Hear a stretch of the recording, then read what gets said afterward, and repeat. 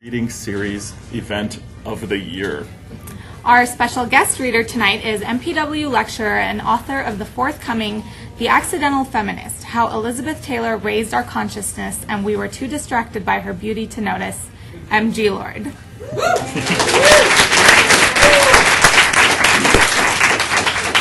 We're your host and hostess for tonight. I'm Tom Rastrelli. And I'm Nairi Parian. And we just want to thank Barnes & Noble for once again sponsoring us, and a thank you to Angela and Charles and all of those who helped us tonight. Reminder, turn off cell phones. If you need a restroom, it's on the other side of the escalators, that direction. And we ask you to please hang out afterwards and enjoy refreshments. If you get thirsty and need to get a water, help yourself in between the readings. So in accordance with today, our theme tonight is death and taxes. Tom, which do you think is worse, death or taxes? Which is worse, death or taxes?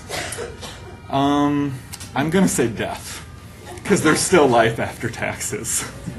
Only if there aren't taxes in death. And which one do you think is worse, death or taxes? I would say death too, unless there's taxes in the afterlife, which I wouldn't want to pay. And I just realized today that it is tax day, but the taxes aren't due until Monday because it's a Friday. So like people get an extra weekend. So we're sticking with our death and taxes theme. So Nairi, have you ever had a near-death experience? Anytime I get on an airplane, it's a near-death experience, unless I have some Ativan with me. I thought you had one on the 101 on the way here tonight. No, because I was stalled in traffic. Oh. You can't have a near-death experience in traffic. All right, our next reader is Annalisa McClelland, and she is in her first year with a fiction concentration. Annalisa once claimed a walker as a tax deduction. She had to explain that it was used as research for exploring a character. Aside from death and taxes, Annalisa believes change is another certainty in life. Hence, she is still affected by the deaths of JFK and Martin Luther King Jr., as they were two proponents of change. You may not know that Annalisa is an avid tea drinker. Ladies and gentlemen, Annalisa McClelland.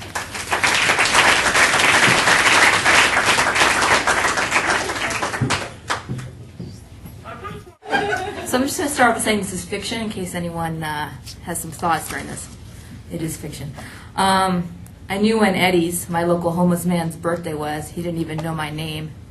He had announced it last year, April 15th, tax day, as if he paid his taxes. I hadn't filed my taxes yet, but I spent the day searching everywhere for Eddie. Birthdays mean a lot to me. I went by Eddie's regular hangout outside a hair salon on West 4th and Perry Street. I went to his favorite local deli. On the magazine and InStyle had a picture of a gaunt Colin Farrell, and then I remembered my taxes I needed to file. I think chocolate makes the best present ever. I picked out the biggest chocolate bar I could find, the Lindt 85% cocoa that gets you high for 3 days. I love chocolate. I like Lindt and Godiva, Cadbury's milk chocolate, and hazelnuts are pretty delicious. Anyway, Nabil, who worked at the deli, said he thought Eddie was at his AA meeting across the street. I walked into the meeting and realized getting Eddie high for 3 days on cocoa was probably not so appropriate. The place was dimly lit. There was a podium in the middle of the room and plastic chairs stacked one against the other. It looked almost like a courtroom, except there was no place for a jury. Eddie was on the opposite side of the room next to a guy with a t-shirt on that said, "God has been anonymous." I felt like I had snuck into a clubhouse of some secret society. I didn't want to interrupt the meeting. Everyone was sitting, so I sat. A woman with bright orange hair that looked like it had been spray painted said, "I'm really not a morning person." I related to that. So last night I ended up sitting in a counter on some bathroom brushing my teeth with Quino something. I think that's zit cream. The worst thing is that I got all the way through brushing my teeth before I realized it wasn't toothpaste. Worse than that, I vaguely remember that I may have done this all before. Not like deja vu. No, I think I really brushed my teeth with zit cream. She sat up at the podium and pounded the wooden gavel for effect. Insanity is when you keep doing the same thing and expect a different result. I related to that. Day one again, and stepped down from the podium. The whole room leaned in and said phrases like, "A day is a lot." A few people applauded. She pointed to a girl wearing jeans and a jean. Oh, awesome. Okay. Jeans and a t-shirt and the girl sat at the podium. Girl could have been anyone. Keep coming back, Lynn. I'm Shirley. I'm an alcoholic. Everyone except the guy behind me snoring said, "Hi, Shirley." Shirley said, "I'm not trying to crosstalk, but I just want to say, Lynn, that I'm really impressed with your day. A day is something to celebrate, really. I'd bake you a cake or write you a sonnet, but I'm trying not to do that. My husband, who left me for another woman, said I'm too nice. He's right. I apologized to him when I found out he was cheating on me. The other day I made an amends to someone I don't even know. I went up to my deli guy and said, hey, if I ever come in here in a bad mood, I apologize. Let go, let God. I've done that myself. I now preface dates by saying, I'm going to probably have some resentments down the line. I think God stands for Global Operations Director, Shirley continued. I want to ask him for a job. The only problem is he knows I'm a terrible employee. You can't figure with God. I want God to see me sober when he greets me in heaven. I want him to say, how many fingers do I have? And I want to be able to answer him right. Sometimes I just feel like a tiny bug on a huge rock. Surely you're not a bug on a rock, you're an alcoholic. A 6-foot-tall, red-cheeked guy shouted with a voice that could probably knock you out just by reciting the alphabet. You're right, I'm sorry, Shirley said, leaving the podium. The red cheeker took the podium. He said, I am Christopher and I'm an alcoholic. Hi, Christopher, everyone said, including me, responded. My boss calls me Chris. I want to attach a bomb to his head and watch the explosion. Don't do that, I said out loud when I only meant to think it. I was an asshole before I joined AA. I used to swear at babies and strollers. 12 formidable steps says the welfare of others comes first. My sponsor says it means the welfare of the community comes first of our nation, of our world. Sometimes I want to drink so bad I think, nope, someone needs that hurricane mold liver much more than me. Welfare in New York comes first. Progress, not perfection. I know I'll be a hero the day I help help a lady carry her stroller up the stairs instead of imagine kicking her baby like a soccer ball going right to the goal. That's it. I didn't relate so much to his resentment of small children, but I didn't want him to think I was judging him, so I decided to share. Hi, I'm Apple. Keep coming back, Chris. Don't fucking call me Chris! He punched the air so hard with his consonants he woke up the guy snoring behind me. Everyone looked at me like it was my turn. I didn't want to mess with the structure of the meeting. I shared right from my seat. Sorry, I'm Anna, or Apple, excuse me. I have all these relationships with unavailable people, like Igor, who broke up with me. Yeah. We only dated 3 weeks, but it was one of the most meaningful relationships of my life. I started liking him when he told me he had suffered from psoriasis in college. He said I wasn't Jewish enough for him, which really bummed me out since my mother was Jewish before she converted to Catholicism. Then he said he could never fall in love with me, and right then I fell in love. I guess it was only 2 weeks we dated. I burned him a mix of our favorite songs from the 70s, were my favorite songs. I made him a hoodie and a home video of all the places we'd been together, all 3 of those places. Our favorite song was Bob Dylan's It Ain't Me, Babe. The guy who had been asleep behind me said, we're here to talk about drinking problems. Well, she'd stayed asleep. The person who seemed to be running the meeting shouted, no cross-talking.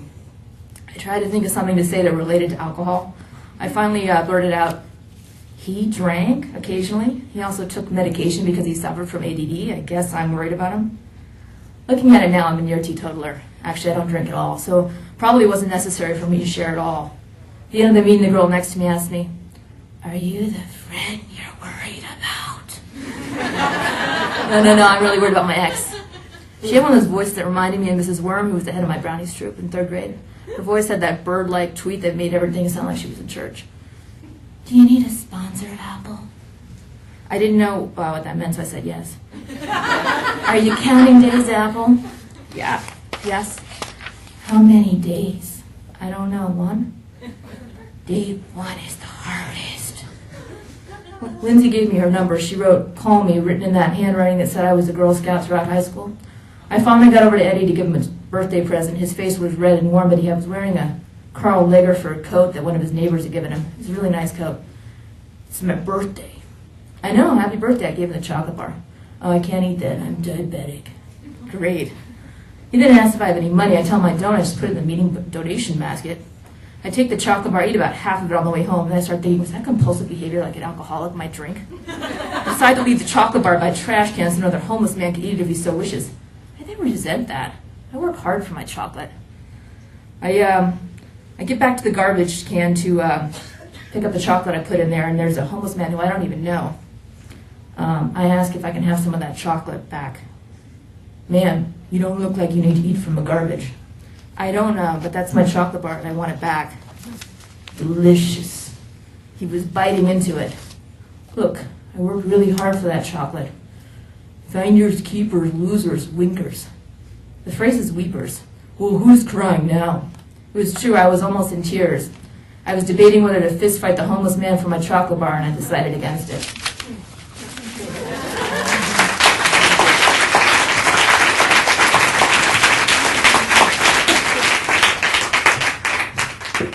Thank you, Annalisa. All right, Jonathan Kuhn is in his first year in the program with a stage and screen concentration. Jonathan had a near-death experience. He was once almost run through with a samurai sword by a 14-year-old. Aside from death and taxes, Jonathan believes that traffic will always be there when you don't expect it. I experienced that today. And friends will always be there when you don't deserve it. You may not know that Jonathan is a former Alabama state typing champ. Jonathan Kuhn.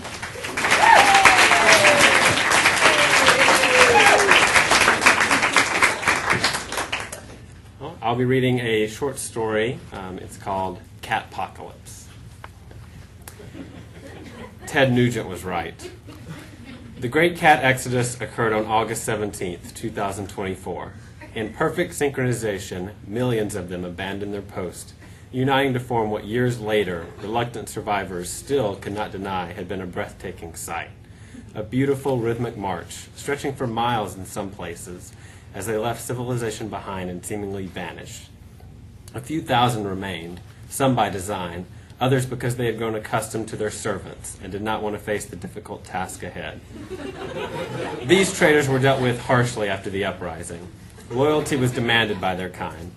Reports state that any who dared to even look back during the withdrawal were mocked mercilessly, never able to move up amongst their ranks, though I suppose this is only speculation. Searches were made, of course, but no cats were found. Well, I'm sure some unlucky souls chanced upon them, facing their demise in a cat pit. If you're familiar with the hibernating habits of snakes, you can imagine the horror of falling into an underground pit of felines. What they lack in poison, they more than make up for in anger. Scientists gathered, trying to determine what had caused this event. Their best hypothesis was that the animals had sensed the impending arrival of some type of worldwide phenomena, and that their departure was an unfortunate sign of terrible things to come. In that regard, they were highly accurate.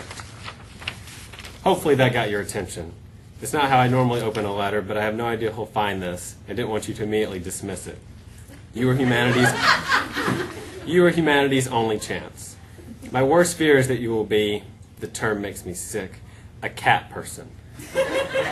I cannot imagine how any of you could have lived with one of these terrible creatures and not realize the evil it was planning. Didn't you ever look in its eyes? There's nothing but hatred there. Your descendants will be ashamed if one of your kind is ever discovered in their ancestry. Thankfully, your lineage tends to die out on its own. I pray you are not one of them, but even if I am lucky in this regard, I fear that you may still try to refuse the assignment I give you. You must kill all the cats. I don't mean this literally, of course. Well, I do mean the part about the cats needing to be killed. But only a damn fool would try to take on even one of the devils without backup. These days we avoid them at all costs. I hope you never know the fear of hearing their echoing meows surround your hiding place as they communicate during their hunt. The brief screams of a fallen comrade, followed by the pulsating purrs of victory at their kill. How could you have ever viewed these sounds as a sign of affection? They are war cries. But I have become distracted from the task at hand. I am not placing the burden of ridding the world of its entire cat population solely on your shoulders. Instead, I am summoning you to be the Paul Revere for your people, to warn them about the menace that surrounds them. You will have to be discreet about this, for if the monsters discover your intentions, you will not be long for this world. Perhaps you are not yet convinced. I must remember that while this is the only world I've ever known, it is completely unknown to you. So I will now tell you how humans lost the first true world war. As planned, the owners whose cats had stayed behind kept a close eye on them, often taking them along to their workplaces, which no one seemed to notice were made up mostly of military facilities. The first wave of attacks was directed at their number one enemy, man's best friend. These were concentrated strikes, pitting a single canine against a frenzied herd of cats. The dog stood no chance.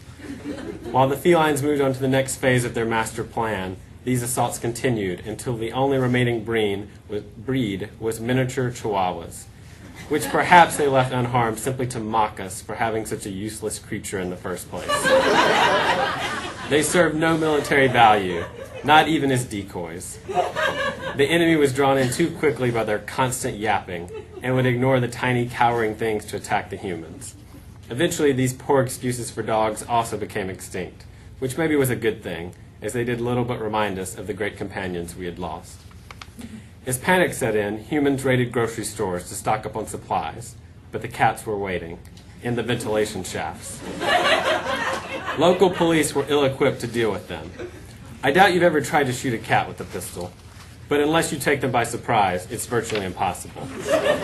And even if you do, they will overtake you before you can do any real damage to their numbers. I've seen many a man lose his life this way, in what is essentially an act of suicide. While it's a horrible sight, the worst part is the sound, those cries of agony mixed with the hissing and meowing. It is something you can never unhear. The military response was slightly more effective because of their firepower, but this was part of the plan too.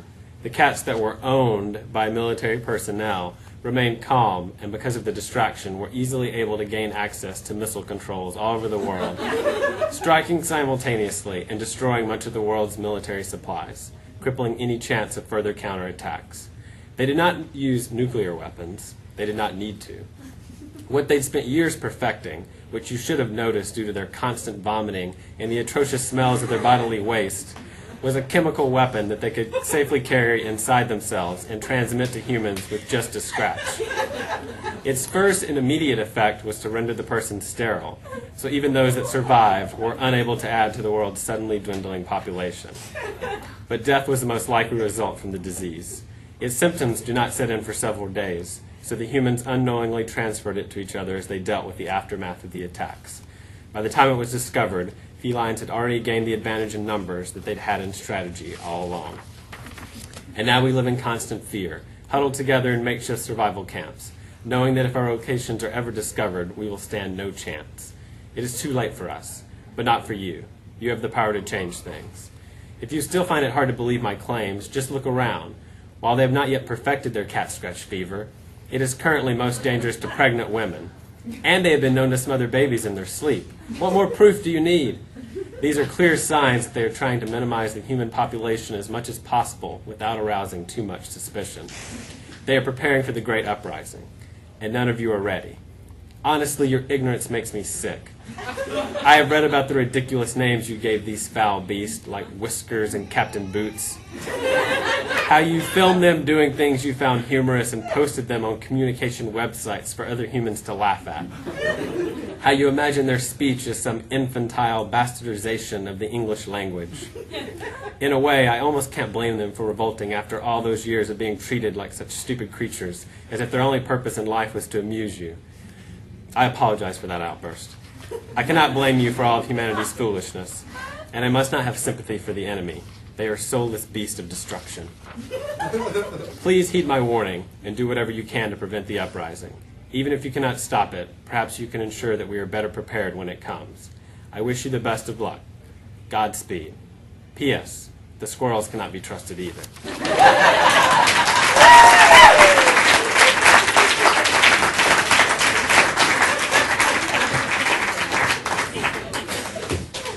Thank you, Jonathan. Giselle Rodriguez is in her first year in the program with a fiction concentration. Giselle is certain that she will always be uncertain about something or another, and that's quite okay. She was most affected by John Hughes' death, as she lived vicariously through his films and considered him a mentor.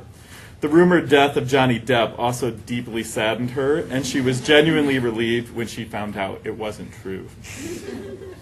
You may not know that Giselle almost didn't read her piece because she is terrified of singing, but she found the courage for it because her grandmother, who passed recently, is the subject of her prose, and she would love to dedicate this moment to her. Giselle Rodriguez. Hi. So this is a vignette from what I hope will someday be part of a memoir. Okay. It's hard to breathe. I pull the shades closed to shield us from the relentless Florida sun, but the heat remains stagnant in the air. The lack of order is blinding. Her disease has left its debris scattered amidst what was once her home. It's just a house now. The suitcases we used for Disney are packed with silverware, underwear, and framed photos. Anything she could fit inside during a rage of paranoia. She's ripped the plants out of the earth from her garden. They now live in glass mason jars and fish bowls. Atop her dining room table, their roots still attached. She tells me she takes better care of them than the earth, but I know she can't even take care of herself. There's a marching band of ants heading out from the soil down the legs of the mahogany table and towards the front door. It's difficult even for them to stay here. They're coming to get me, she repeats over and over. Who? I finally ask. Who is coming to get you? She suddenly has no idea what I'm talking about and resumes staring at the pink wall she had my cousins paint for her. I never liked that pink wall. Why hadn't anyone suggested another color or shade? I feel the anger rising, but I know it's displaced. They only did it to make her happy. She loves that pink wall. But where was I when they applied that brush stroke to the sheetrock? What place was more important than here?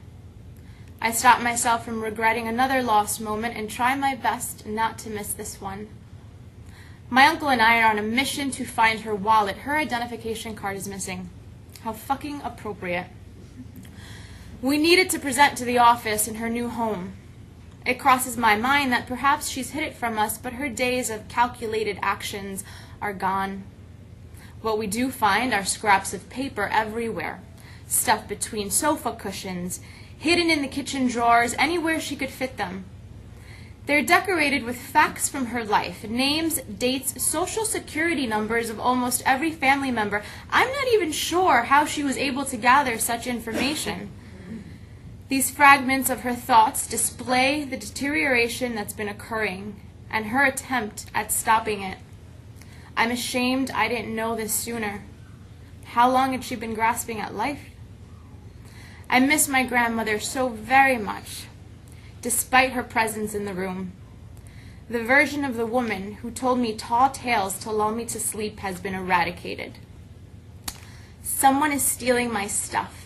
She whispers to no one in particular. Abuela, no one is stealing anything.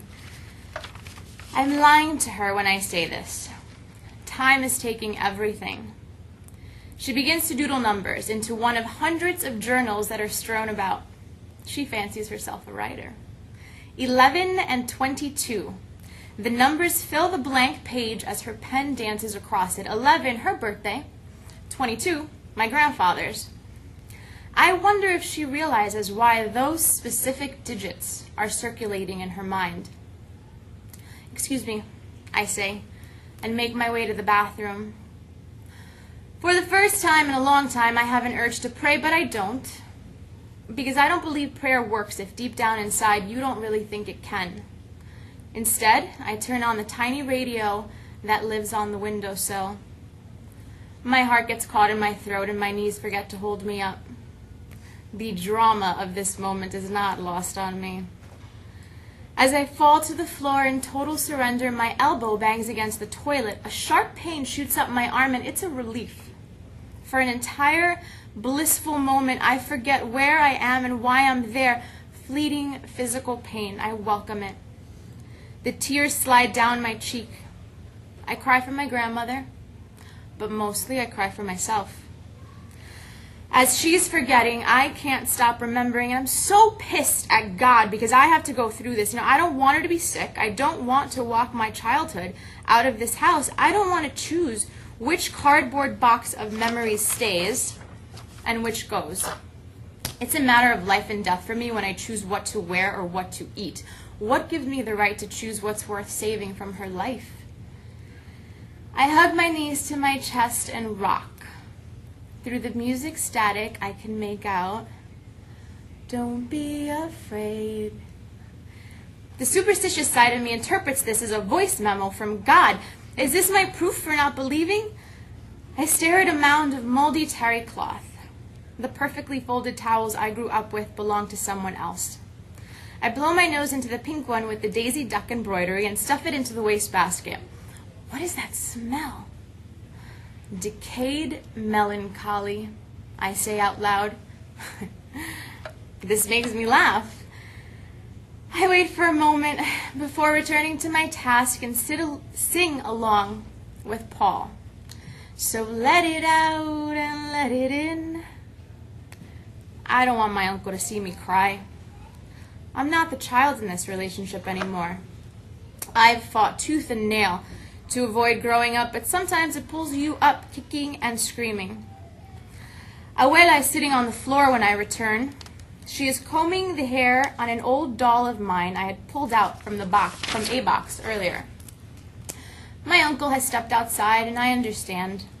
It's difficult to watch, to witness these moments of regression. But I revel in them because at least she's smiling, and that smile is looking at me.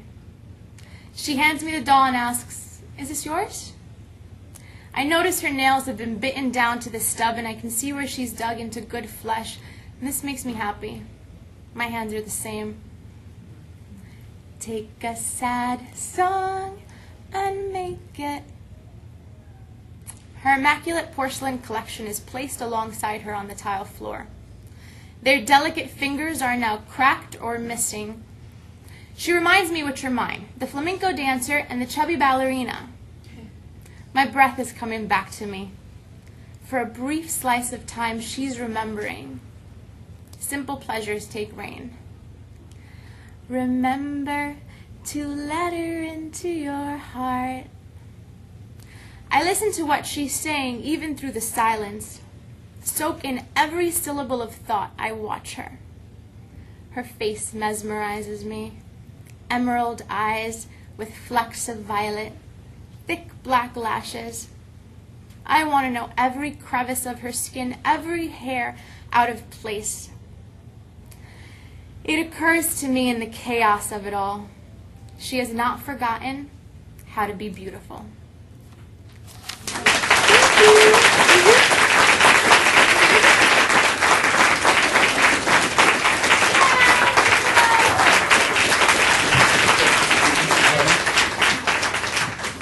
Thank you, Giselle, and thank you to all of our student readers tonight. You all did a wonderful job.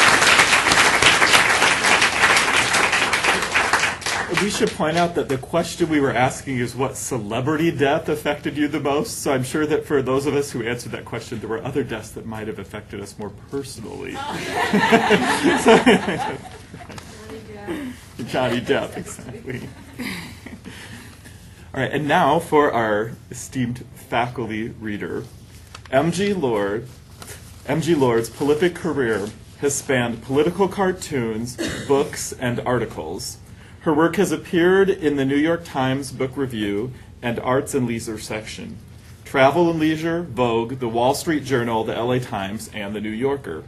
In addition to her forthcoming book about Elizabeth Taylor, she has written Prig Tales, Your Guide to Surviving the Self-Righteous 90s, Forever Barbie, the Unauthorized Biography of a Real Doll, and a memoir, Astro Turf, The Private Life of Rocket Science. Lord's closest thing to a near-death experience was a flight on NASA's KC-135, a so-called vomit comet, which flies in parabolas to simulate weightlessness. Sounds scary. Passengers are crushed to the floor at 3 times their weight on the way up, and during the descent they become weightless, floating free in the padded cabin. Though MG is not a religious person, she felt as though she were suspended in the palm of God. This, however, may have been due to Scopedex, the powerful anti-motion sickness drug NASA doctors dole out, which is in part scopolamine, which fights nausea, and dexedrine, which makes you very, very brave. You may not know that MG was the editorial cartoonist for the Yale Daily News, and after graduation became a syndicated political cartoonist based at Newsday in New York. But after a decade, she yearned to write and was awarded a political humor column as well. Ladies and gentlemen, MG Lord.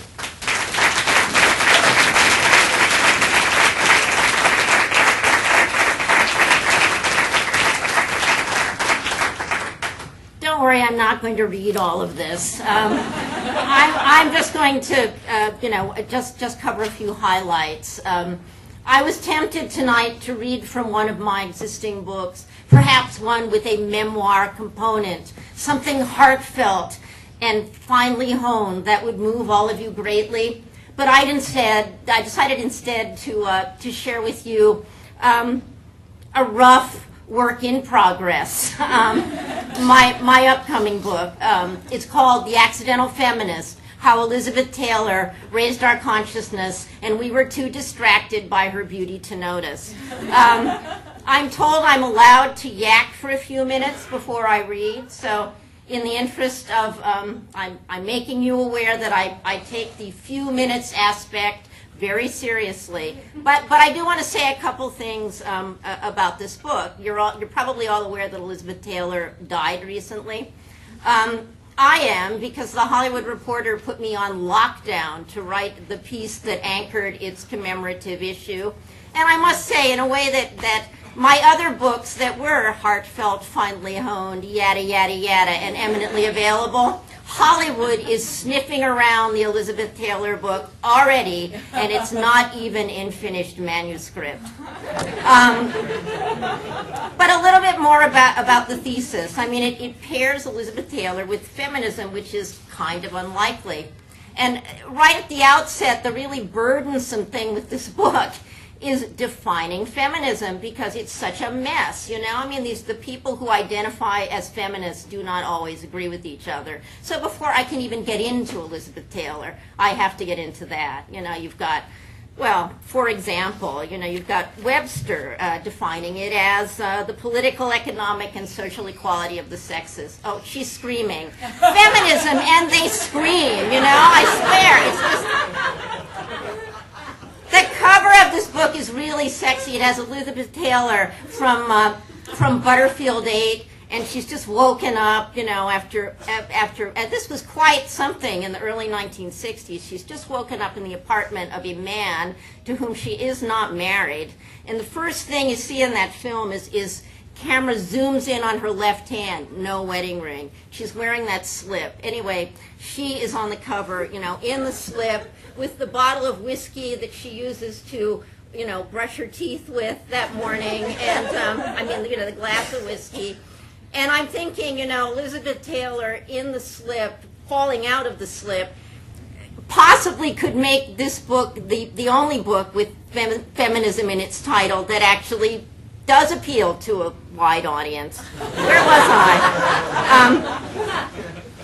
Anyway, I run through all these descriptions, and nobody agrees with one another. And the second wave ones hate the third wave ones, and the third wave ones aren't even so young anymore. Rebecca Walker is 40 years old, and she hates her mother, who first broke with the feminist Alice Walker and wanted to be called a womanist. I mean, it is just a ragged mess. But when people ask me, you know, how do I feel about feminism, what is my view, I defer to writer Rebecca West, who said, I've never been able to find out exactly what a feminist is. All I know is that people call me that when I exhibit behavior that distinguishes me from a doormat.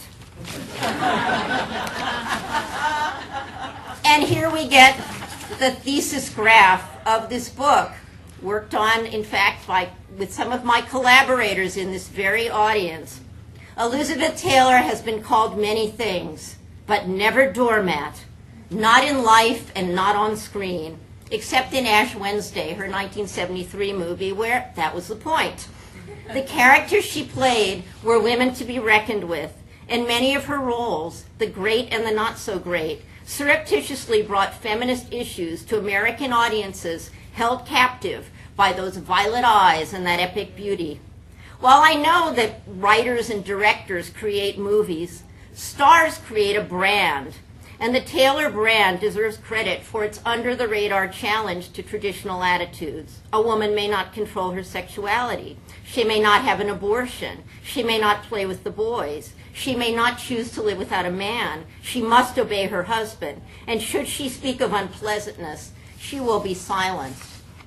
Now, I'm sure that after that revealing prediction about the feline proposition, you'll be pleased to know that Taylor's most intense relationship on screen was with a horse. And that is in her first big movie, 1944. Actually, the movie came out in 1945, National Velvet. It was supposed to take place in England, but it was actually shot. And if any of you go back and watch it, it was shot on the Pebble Beach golf links. Because during World War II, the Germans were pummeling the English coast, so it would not have been a smart move, particularly for the insurers of a motion picture to have Mickey Rooney and Elizabeth and the horses there. No, but this, just to sort of sketch out a few of the general thoughts in it, I mean, National Velvet is an incredibly feminist movie. Her character, Velvet Brown, wants to race in the Grand National, the greatest steeplechase in the world, but women are arbitrarily excluded. So she dresses as a boy and races and wins, proving the arbitrariness of this rule. So, I mean, her first big movie, she challenges gender discrimination. Her next big movie, it's interesting, and I mean, this is probably off topic. And I will read, but I'll read something that's like so thin, it's only a few pages. So don't worry, I won't, anyway. Next big one, A Place in the Sun. What I was going to say is her best movies were not made for the studio to which she was under contract, which was MGM. A Place in the Sun, 1951, is an abortion rights movie. It's an adaptation of Theodore Dreiser's An American Tragedy, where the working class poor relation of a big factory boss, played by Montgomery Clift, this working class guy, inadvertently impregnates, a sweet sad sack of a fellow factory worker, Shelley Winters, and then tragically falls in love with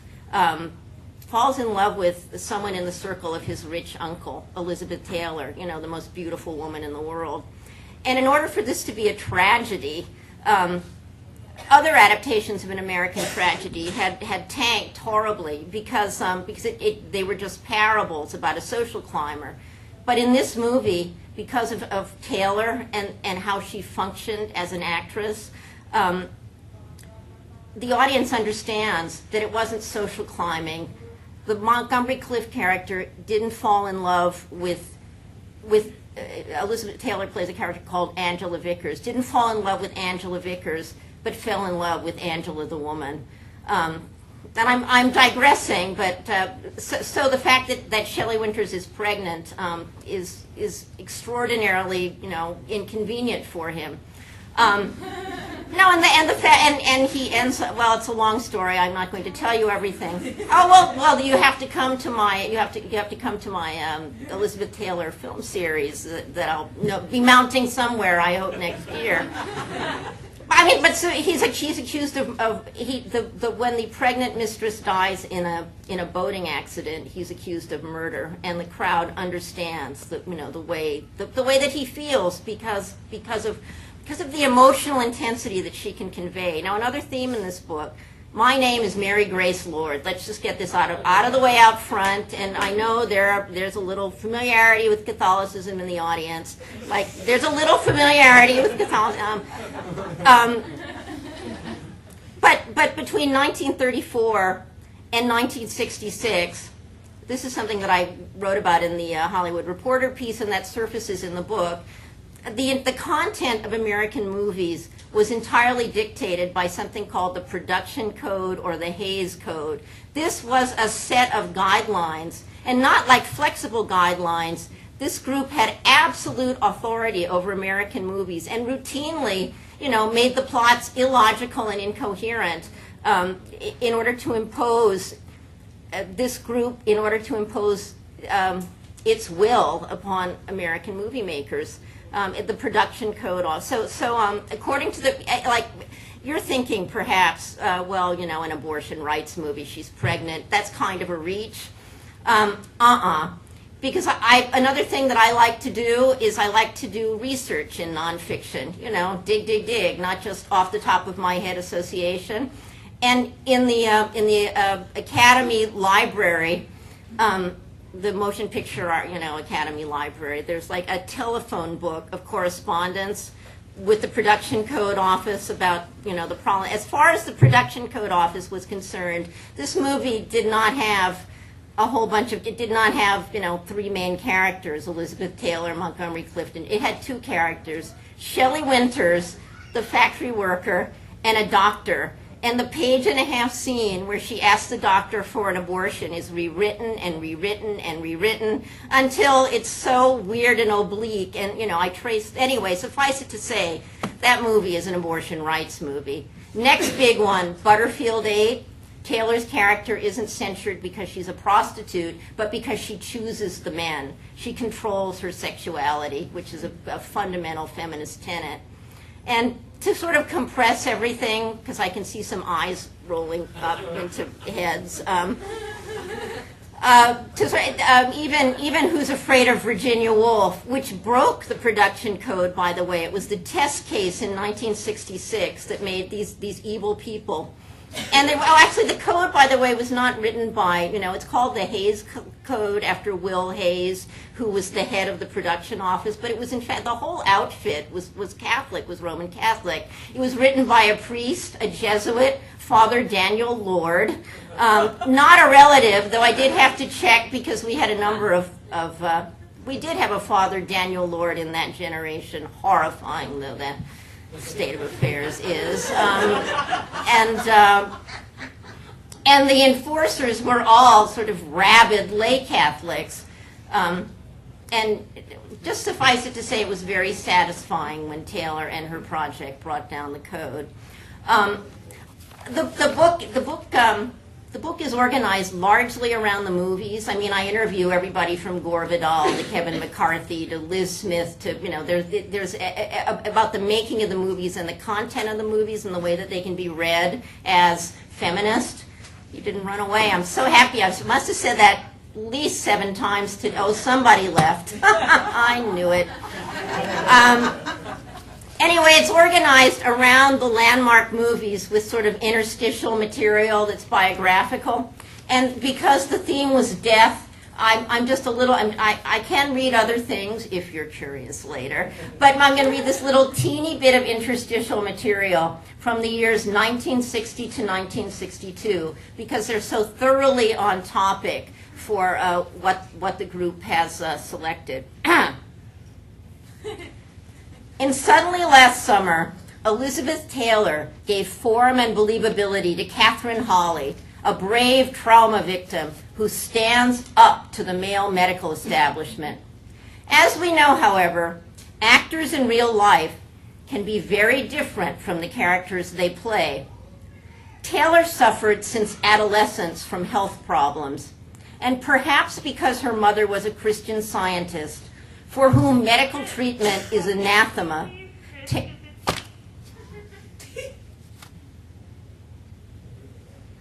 I know it's going to start again. And this was a nice line, too. And read it again.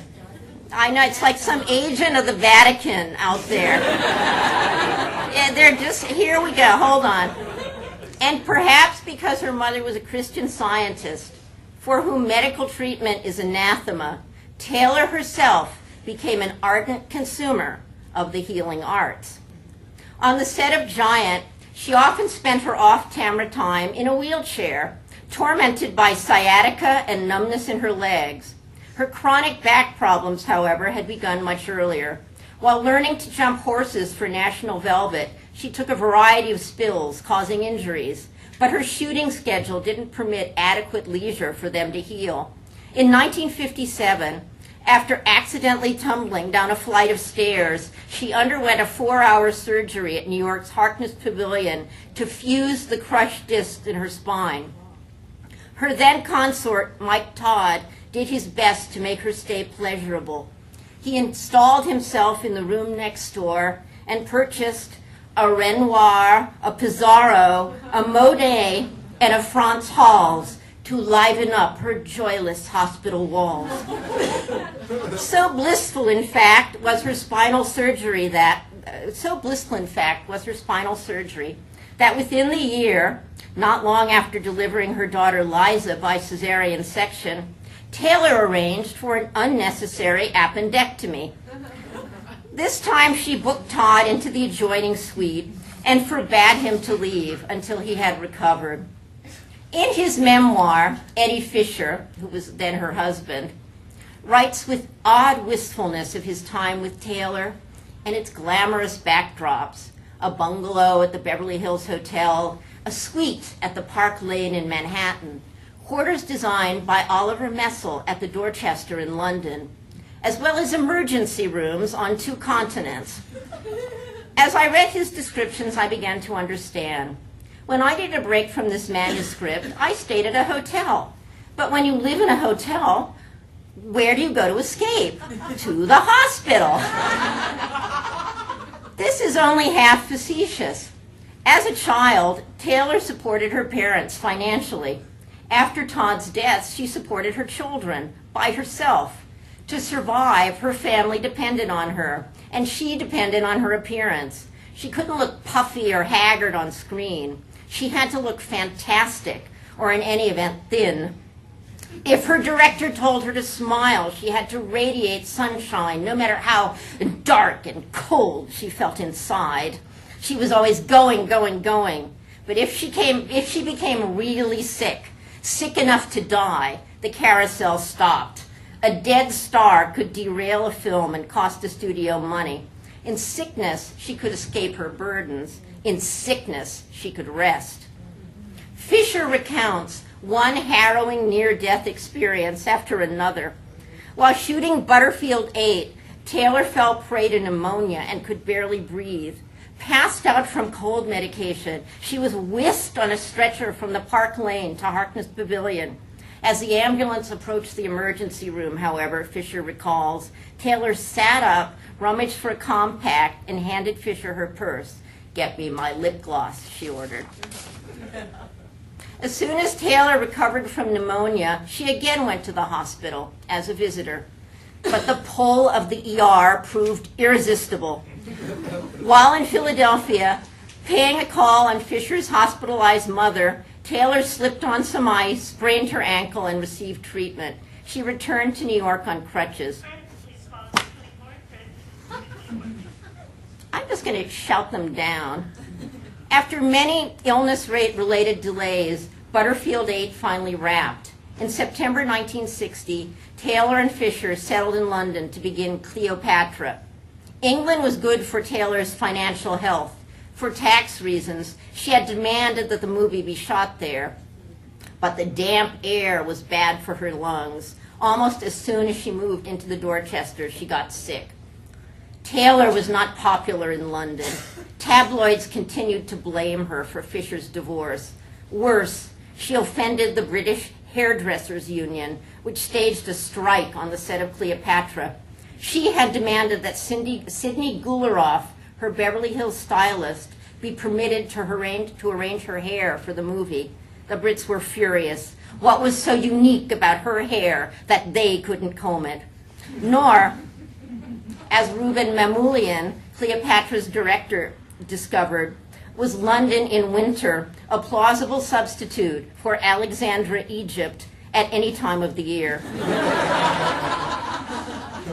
Walter Wanger, the film's producer, had palm trees flown in from Hollywood to make Pinewood Studios resemble Egypt's Mediterranean coast, but he could do nothing about the bitter cold and fog. Peter Finch, who had been cast as Julius Caesar, and Stephen Boyd, who had been cast as Mark Antony, shivered beneath their metal breastplates. Taylor coughed and wheezed in her hotel room. In January 1961, after a row with Fox over the script, Mamoulian resigned.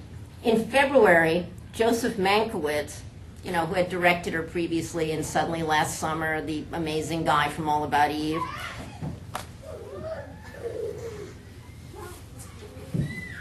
Joseph Mankiewicz,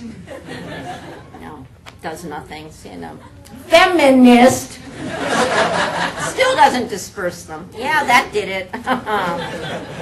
They're boys. Joseph Mankiewicz took over as director. He tried to interest Sidney Buckman, Lawrence Durrell, even Lillian Hellman in working with him on the screenplay. But when they declined, Mankiewicz began writing it itself. Mankiewicz began writing it himself. Taylor's health worsened. The problems, Fisher explained, had as much to do with her back as her lungs. She needed shots of Demerol, which he administered to ease the chronic pain. By late February, fighting Staphylococcus pneumonia, she burned constantly with fever. At night, she slept beneath an oxygen tent in her room. On March 3rd, 1961, the infection and painkillers proved too much. She slipped into a coma. Fisher noticed nothing unusual. But Taylor's private nurse flew into action, summoning a doctor who began mouth-to-mouth resuscitation. Lashed to a stretcher, Taylor was rushed to the London clinic, where Fisher, in shock, gave permission for doctors to plunge a knife into his wife's throat. The incision created a tracheotomy, a passage through which air could again reach Taylor's lungs. With a tube poking through a hole in her neck, Taylor was alive, but just barely. She couldn't kick the infection. The crowds that had railed against her for stealing Debbie Reynolds' husband, for snubbing the British hairdressers, suddenly rallied in support.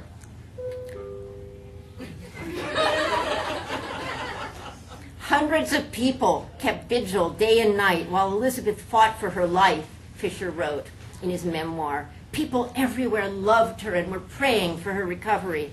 Visitors like Tennessee Williams, John Wayne, and Truman Capote struggled to cheer her. Cards and letters poured in, so many that the hospital collected them in laundry baskets. Wanger recalls a telegram sent from the United States. 6,000 of us are praying for you at the Boeing plant. We know you'll pull through. But the stubborn infection would not capitulate.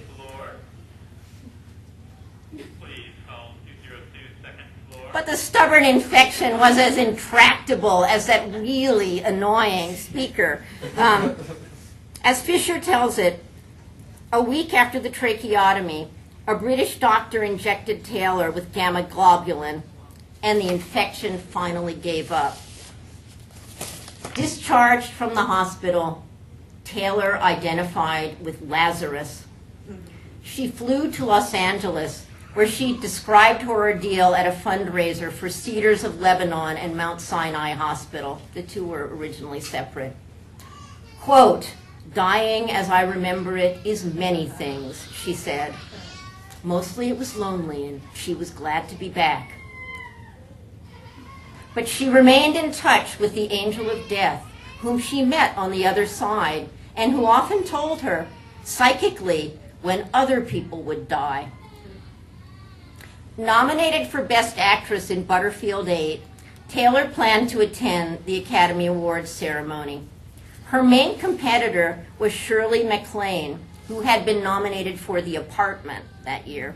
Now today, MacLaine is well known for her psychic, probably as well known for her psychic experiences as for her acting. A believer in reincarnation, she's written 10 books that detail her past lives. In 1961, however, MacLaine was the rationalist and Taylor the mystic. And one wonders whether Taylor's win, the triumph of the mystic, might have inspired MacLaine's spiritual journey. Before Taylor returned from the grave, MacLaine was the odds-on favorite. Without rancor, MacLaine said, quote, "I lost to a tracheotomy." Fortified by her Oscar win, as well as summer in Los Angeles, Taylor and Fisher flew to Rome to begin the final version of Cleopatra, which is the version we know. While Taylor languished in the hospital, version 1 had officially bitten the dust. In the new iteration, Rex Harrison was Julius Caesar and Richard Burton Mark Antony. Taylor and Burton were not immediately drawn to each other.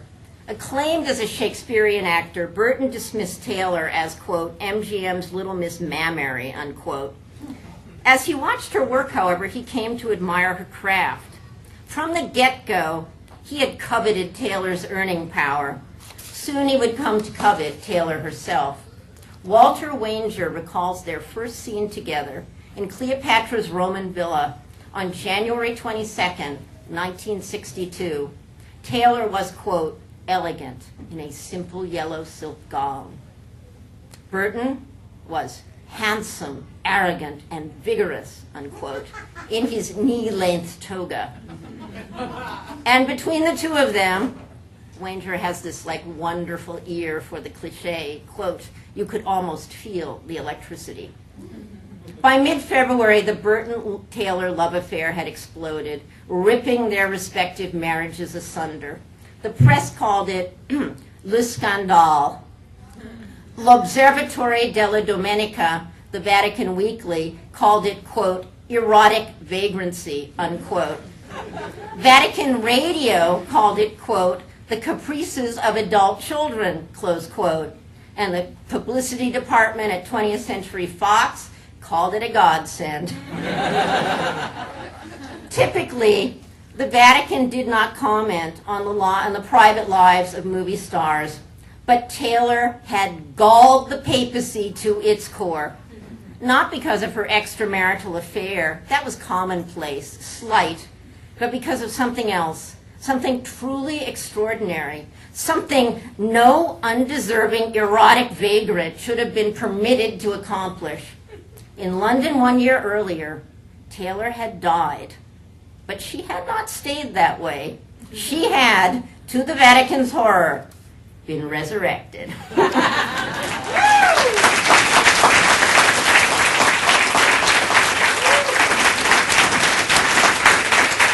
I think that just about does it, unless there's a question. Okay. Oh, and if you want to, these are fun too. These are fun too. When is the book coming out? The book is coming out in January of 2012. One more quick question. I don't know if you can answer this. But pre-sales on Amazon, I mean, already the numbers are lower than my existing books.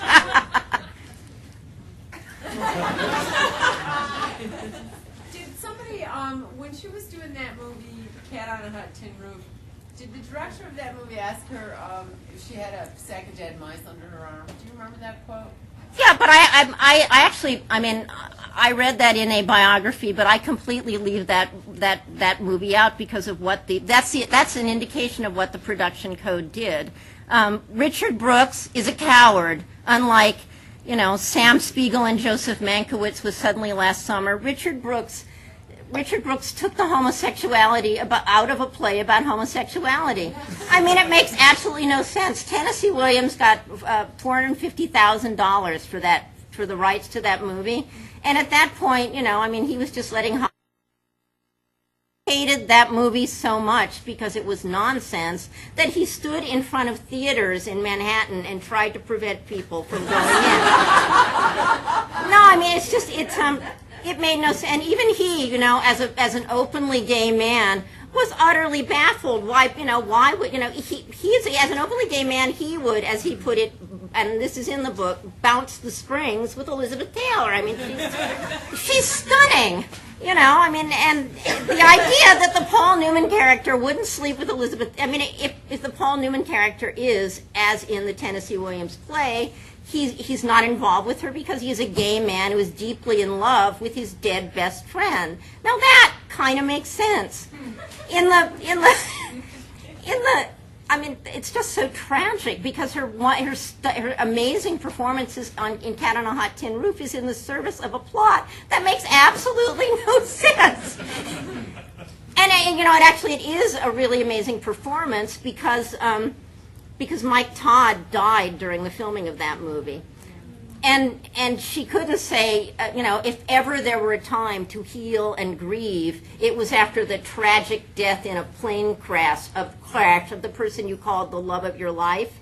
But she couldn't, among other things, because Mike Todd, who had this really big, lavish, you know, personality and stuff, had left her no money. I mean, their whole lavish life was entirely leased. There was nothing there, and she had 3 kids to support. So after a month and 3 days, she went back to, you know, to Richard Brooks and the bastardized movie. There's no record of her complaining about the bastardized script because it was an MGM script, and people who are under contract to the studios pretty much had to take what they were given. Her most interesting movies were almost always when someone from outside MGM, because of her special quality, put her in something that was groundbreaking. What? Yeah, all right. I'm so hammy, you know, I could stay here all night. But, you know, these two are really interesting also.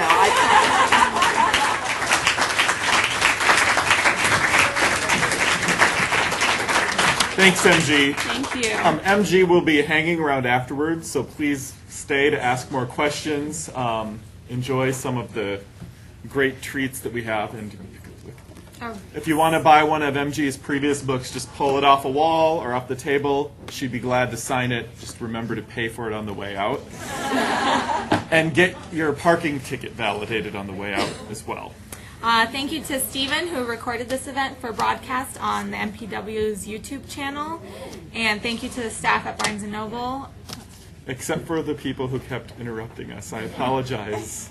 I asked twice for them to turn the speaker off, so we apologize to all the readers for being interrupted tonight. So this is our last reading of the year and Tom's last hosting event. So we're stuck with just me next year.